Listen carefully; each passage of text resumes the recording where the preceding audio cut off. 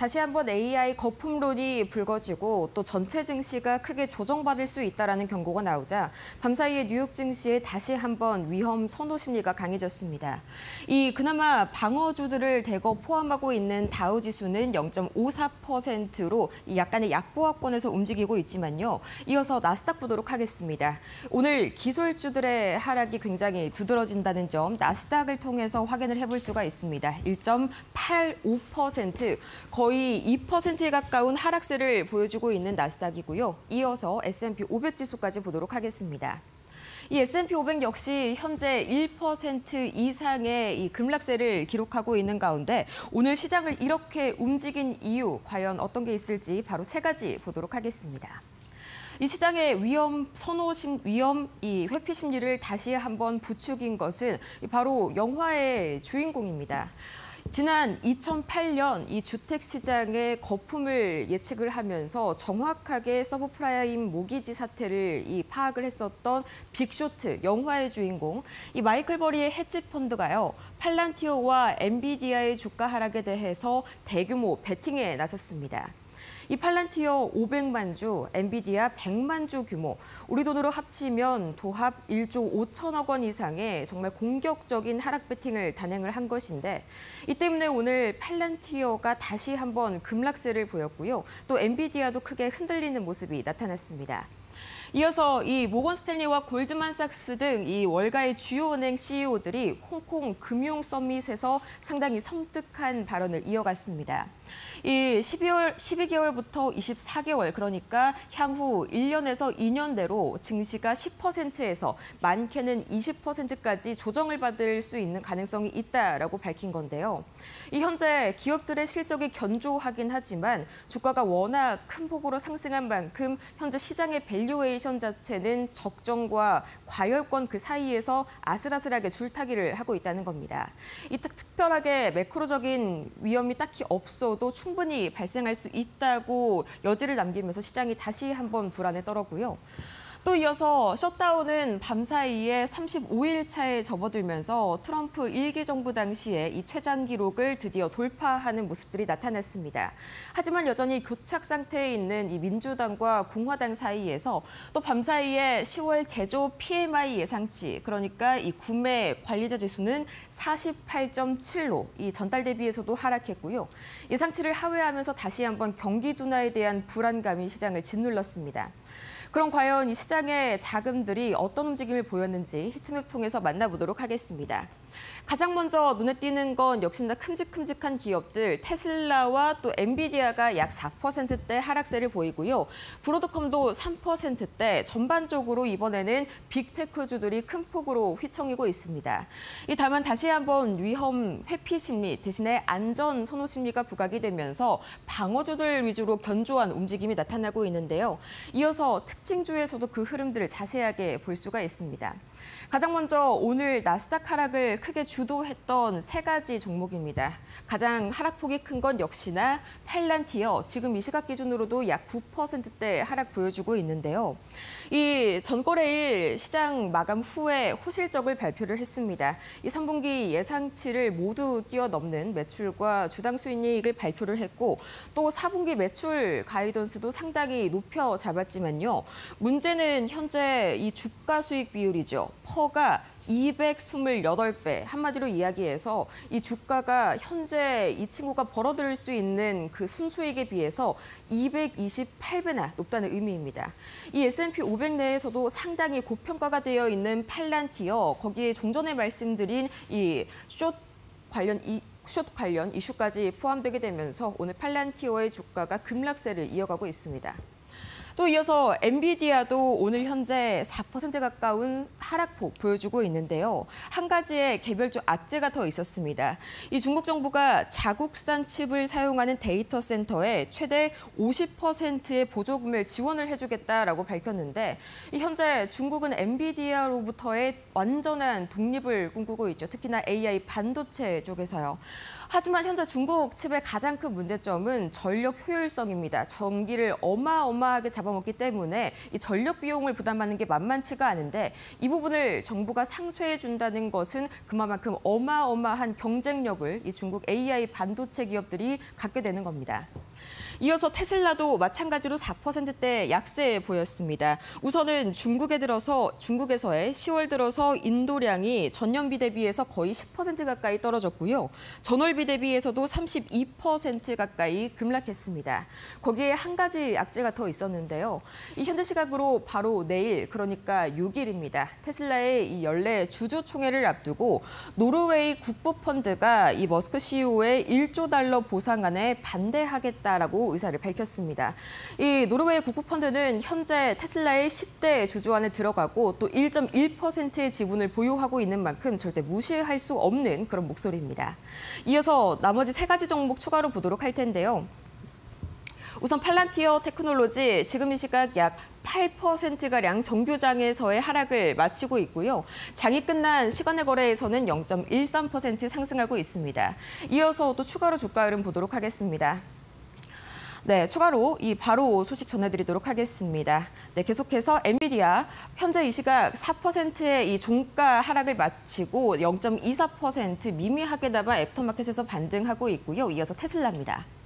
테슬라 주가 정규장에서 결국에 5% 급락으로 마무리를 지었습니다. 이 0.12% 다시 한번 애프터마켓에서 반등세를 보이고 있지만 급락세가 워낙 큰 탓에 현재 나스닥은 2%대 하락으로 장을 마쳤습니다.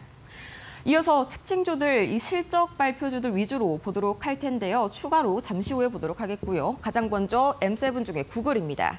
마찬가지로 구글도 오늘 1% 내지 2%의 하락세를 기록했는데 이 대표적인 검색 시장 엔진의 경쟁자죠. 오픈 AI가 안드로이드용 소라를 출시했다는 점이 다시 한번 이 경쟁 우려를 부각시키면서 구글의 주가를 2% 가까이 잡아내렸고요.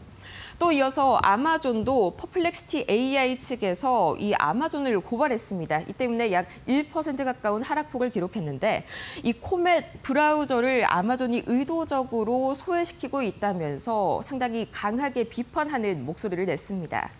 이어서 애플은 M7 중에서 유일하게 오늘 0.5%가량 상승하는 움직임이 나타났는데요. 이 내년 상반기에 보급형 맥을 출시한다는 소식이 다시 한번 기대감을 끌어올렸습니다. 약 $1,000 미만 정도로 가격을 책정을 하고 있는데 다시 한번 저가형 노트북 시장에 본격적으로 출사표를 던진 애플입니다. 이어서 오늘 실적 발표주 위주로 3가지 잠시 후에 보도록 하겠고요. 알파벳의 주가는 현재 2.17%의 하락 마감을 했습니다. 또 이어서 나머지 2가지 흐름 살펴보겠습니다. 아마존은 1.8% 하락으로 점점점 갈수록 하락폭을 키워가는 움직임이 나타났고요. 이어서 마지막으로 애플입니다. 0.4% 계속해서 강보합권에서 거래를 마친 애플입니다. 이어서 3가지의 특징주 추가로 보도록 하겠습니다. 가장 먼저 우버, 이 밤사이에 개장 전에 실적을 발표했는데요. 상당히 실망스러웠습니다. 우선은 3분기에 영업이익 자체가 상당히 예상치 대비해서 부진하게 나왔고요. 사측은 그 이유를 이 규제와 법으로 인해서 우리가 제대로 매출 활동을 하지 못한 탓이 크다라고 돌렸습니다. 환경 탓을 돌렸는데 이 때문에 우버의 주가가 약 6% 가까이 내렸고요. 이어서 AMD 곧 있으면 이제 장 마감 후에 바로 실적을 발표할 예정입니다. 우선 매출은 87억 달러를 현재 전망을 하고 있는 시장인데 우선 밤사이에 AI 거품론이 다시 한번 시장을 지배한 만큼 AMD의 주가 역시 하락세로 이 정규장에서 마감을 지었습니다. 이어서 슈퍼마이크로 컴퓨터 역시 오늘 약 5%의 하락으로 이 정규장을 마감 지었는데요. 마찬가지로 잠시 후에 실적 발표가 이어집니다. 이 때문에 전반적으로 악화된 반도체 투심과 더불어서 슈퍼마이크로 컴퓨터 다시 한번 매물이 크게 출회되는 모습이 나타났습니다. 이어서 추가로 이 우버 현재 시간의 거래에서는 0.05% 약보합권에서 흐르는 듯하지만 정규장에서 큰 폭으로 하락했습니다. 약 5% 하락했고요. 이어서 바로 보도록 하겠습니다.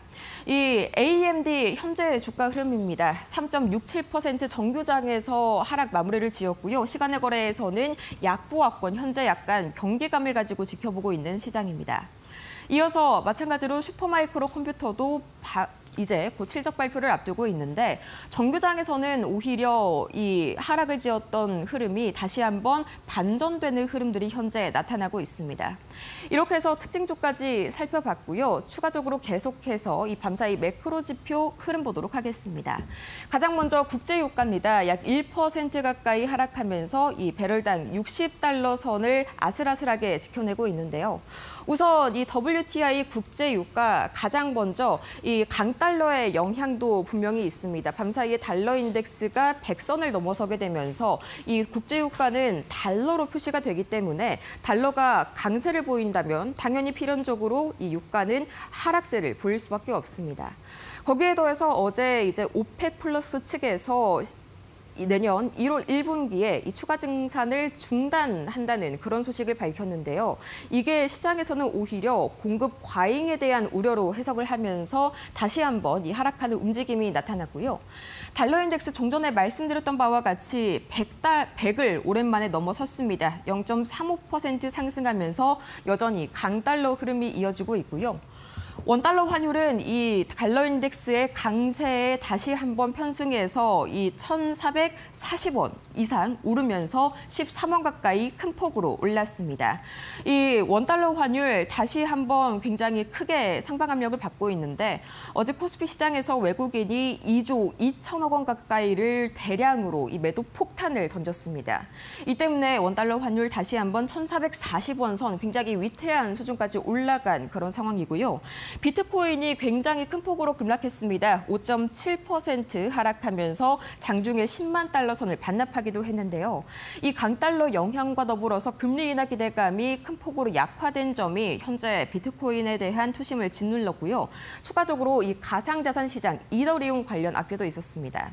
이더리움은 밤사이에 약 9%대의 약세를 보여줬는데 이 이더리움을 기반으로 한 프로토콜인 밸런서가 해킹을 당해서 거의 1억 달러 가까이가 이제 탈취를 당한 그런 상황입니다. 여기에서 이 프로토콜은 개인 간의 약간의 신용거래, 개인 간의 이더리움을 바탕으로 해서 돈을 빌려주는 그런 서비스라고 보시면 되는데 이 때문에 전반적으로 가상자산 시장에 대한 안전성 우려가 부각이 됐습니다. 마찬가지로 미국채 10년물과 미국채 2년물은 다시 한번 이렇게 하락하는 흐름들이 안전자산 선호 심리에 대한 강화 흐름으로 추가적으로 나타나게 됐습니다. 이렇게 해서 이 뉴욕 증시 추가적인 이슈까지 만나봤습니다.